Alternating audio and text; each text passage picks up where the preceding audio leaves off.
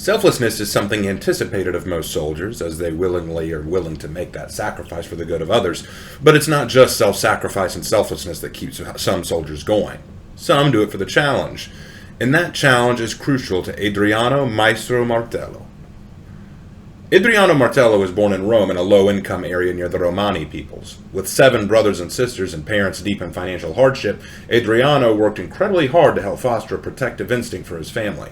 He was a fighter from an early age, boxing and sparring with the local Romani youths and gaining a tough and charming demeanor. At age 18, he enlisted in the military academy of Modena. Adriano joined the military for 2 reasons. 1 was to help his destitute family through military service, and 2 because it was a new and exciting challenge for him. After graduating, Adriano joined the Carabinieri and became a paratrooper in the 1st Regiment Tuscania. After several completed tours in which he earned silver and bronze medals for valor, he was recruited in the GIS. From there, Adriano served a tour in Iraq where he met and worked alongside SAS operator Sledge. The two formed a close friendship, and even while overseas, Adriano demonstrated a strong personality that was ripe with vulgarity, but also strong leadership qualities that drew people to him. When he returned to Italy, he began to foster a deep friendship with fellow GIS operator Alibi. Through her intel, Adriano was able to organize several counter-terrorist trafficking rings thanks to her undercover work. Adriano trusts her completely, and it's heavily implied there's a deeper connection between the two. Adriano earned the nickname Maestro because of his strong leadership abilities and his willingness to put himself in danger to help his comrades. That said, the question must be raised how much of his selfless acts are out of benevolent kindness or out of desire to challenge himself. Maestro is not heartless by any means. He cares deeply about the men and women he serves with and has an ability to bring out the best in those around him through his good humor, bluster, and off-putting vulgar language that some might find unusually crass, though perhaps fitting given his background. However, he struggles to stay grounded to anything. When invited to join Rainbow, Harry quickly noted that Maestro often accepted challenges and completed them, but afterwards he didn't feel any more motivation to carry on with what he was doing. This flippancy and desire for new tests is a problem. If Rainbow ceases to offer unique challenges and tests for Maestro to overcome, he may one day walk away.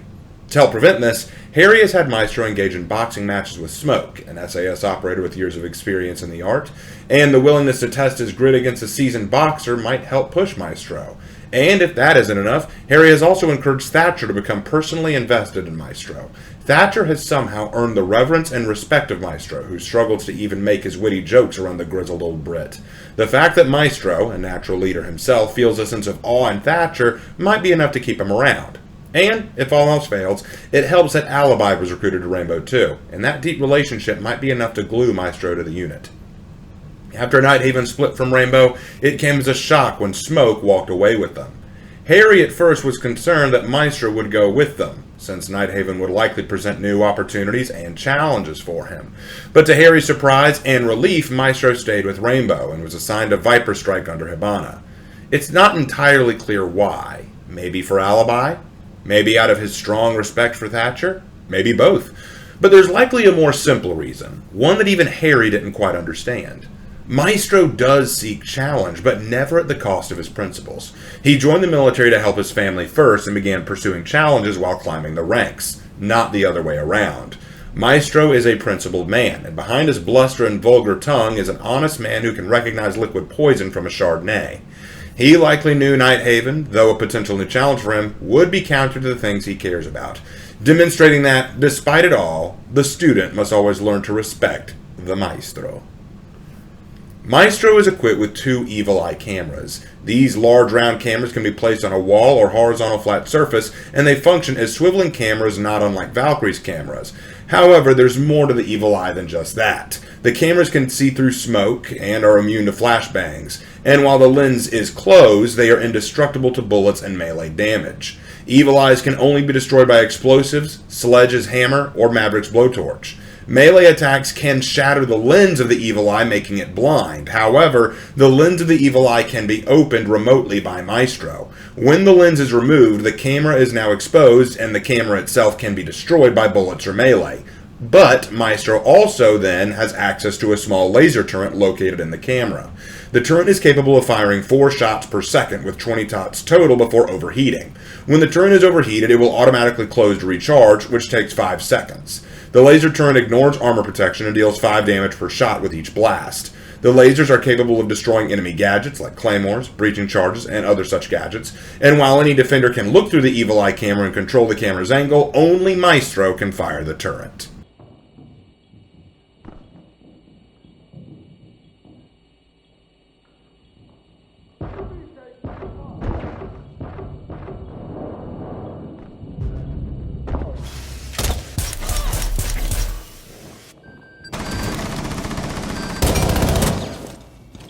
Seconds. And that's his gadget, but let's talk about his weapons, because when it comes to weapons, Maestro's weapons are unique. He comes with 2 optional primaries and 2 optional secondaries. In terms of primaries, Maestro carries the ALDA 5.56 LMG. It's an incredible light machine gun. Though having low damage per shot, its rate of fire is outstanding, meaning it can dump out high amounts of damage over a long controlled stream of fire. Plus, it has a rather high magazine capacity, making it easy to use consistently without having to reload. Unfortunately, though, it suffers from a long reload time because, it has a long feed. But it's also a stellar option for Maestro. There's nothing better than sitting down, hunkering down like the meatball you are, and laying out lines of spaghetti on the enemy.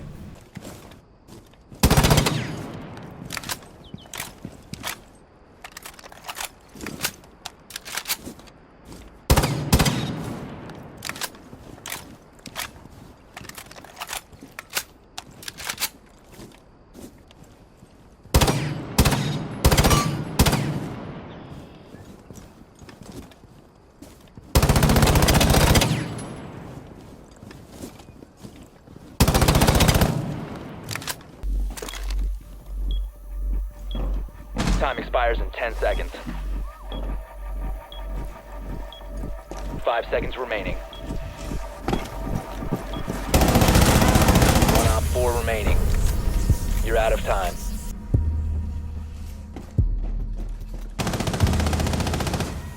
His second primary is the ACS-12 shotgun or the AA-12 shotgun. Russian Badger said it best. It's called the AA-12 because while firing it, you'll find yourself screaming, "Ah!"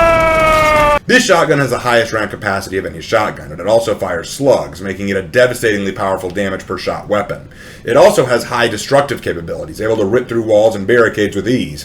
Despite this, though, it has a low rate of fire and a steep damage drop-off, making it best used in close circumstances or by aiming at the head. It's not a bad gun to use, but it's not as recommended as the LMG.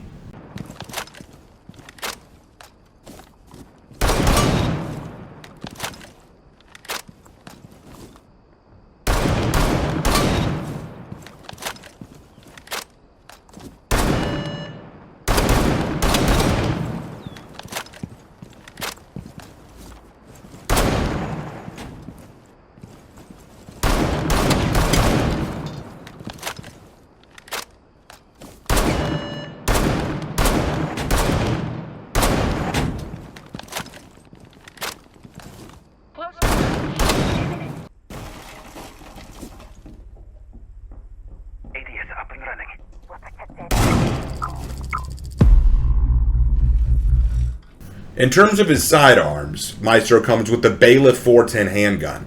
A fascinating revolver, this one. Imagine a shotgun packaged like a pistol, and you've got a rough idea of the Bailiff. This gun has tight hip-fire spread, a fast fire rate, and integrated red dot sight. It has some decent destructive capability and has decent utility for a handgun, but that said, it has low damage output per pellet, a low magazine capacity, and it takes a little time to reload. It would not be my first choice.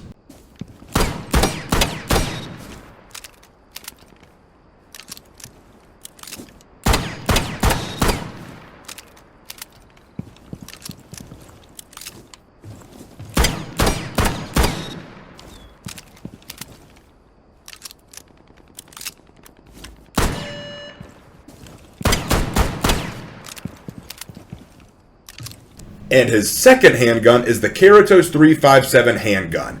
It's probably the most fascinating handgun in the game. It has high damage per shot, decent recoil per shot, and high destructive capabilities. Some people compare the Karatos weapon to the revolver that the GIGN operators carry. I disagree. The GIGN handgun, that revolver that they carry, has mega kickback. This does not. It also has some of the best damage drop-off in the game, even outclassing some marksman rifles in terms of damage drop-off per distance. The biggest hindrance of this gun is its 6-shot limit and recoil speed, but I do definitely recommend this gun over the Bailiff.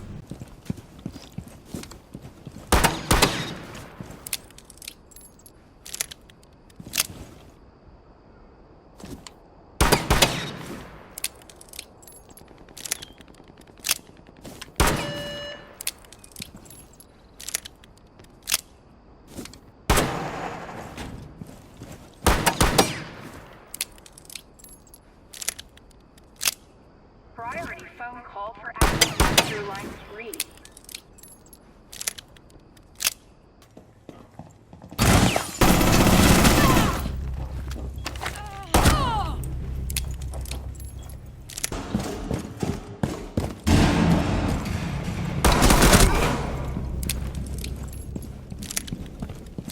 So when it comes to Maestro, what do you want to do? What's your main goal here? Well, there's no one way to handle Maestro. It kind of depends on what you want to do. I find two best strategies to work with Maestro. I call it either the Death Star strat or the Meatball of Doom. Death Star strat means you basically focus on playing your evil eyes by planting them in a location in the objective room that can see the entryways. Use the cameras to track enemy movement as they come near or into the objective, and try to obstruct their actions, like shooting them while planting the diffuser, or giving intel to your team as they're sneaking in. This strat does come with a drawback. It requires you to stay hidden and have a very good placement.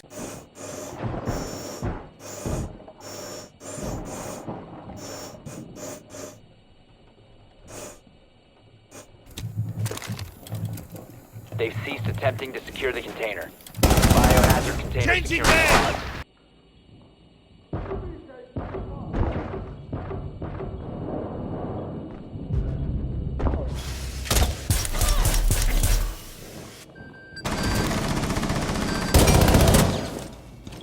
Seconds. Now, the Meatball of Doom strat is a little different. It's simply just forget your evil eyes and just be a giant meatball of a man that you know you are. Take your LMG, hide in a corner, wait for an enemy to show up, and then hose them down. If you get seen, run and let your high armor rating absorb some of that damage. Does that sound simple to you? Well, it should, because Maestro's gadget is nice, but unfortunately it's effectively meaningless. 5 seconds remaining. 1 op 4 remaining. You're out of time. Okay, look. In conclusion, let me wrap up everything about Maestro with this. I'm not trying to diss on Maestro. I like him a lot. But his gadget leaves something to be desired. You're better off focusing on your firepower instead. And he's got some good firepower, but his gadget just doesn't work for me. What do I mean by that? Okay, let's talk about it. The Evil Eye cameras are masters of nothing, but just jack-of-all-trades gadgets. If you like them because they're cameras to help you spy on the enemy, cool, but Valkyrie carries more of them, can place them with more flexibility and unique locations, and they're small enough to be easily missed by the enemy, while the Evil Eyes are so big and bulky you can't miss them. And you're limited on where you can place them. If you like them because they're bulletproof, though, well, several defending operators now can place unbreakable cameras on walls the same way, and they have EMP turrets attached. Maestro can only plant 2 of them, and they can swivel, sure, but such a minor advantage does not a great gadget make. I'm sorry, I just don't think the Evil Eye is good enough to really say, oh man, this is such a great gadget. On top of that, let me just say this, Maestro's lore is good. It's mostly saved, though, by his personality. Truthfully, and guys, I don't normally do this. Y'all know that I like to write. I'm a writer at heart. But I usually try to read the lore and personality traits together and try to understand a full picture of the character. In this case, though, I mostly looked at his personality. Truthfully, I embellished some of it based on his psych profile, which was longer and more in-depth than his biography. I had to make assumptions about his past based on the little I was given, and that's never a good sign. I'll still call this a win, but I admit this leaves something to be desired. Let me explain what I mean.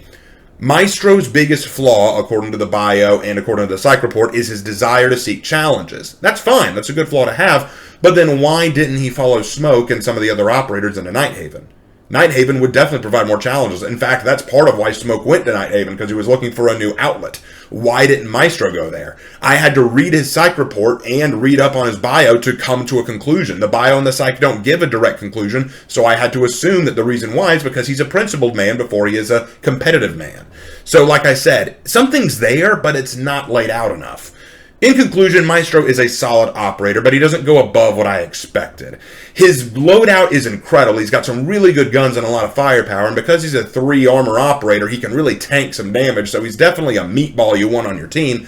But his gadget is subpar compared to some of the others I've seen, and frankly, his lore leaves a lot to be desired. Since he's a guy who rises to a challenge, and there's something to appreciate about that, I think there's something there. Like I said, I do like his personality, but I just hope that he gets some more lore later on. I hope that he gets a little bit more to go with them.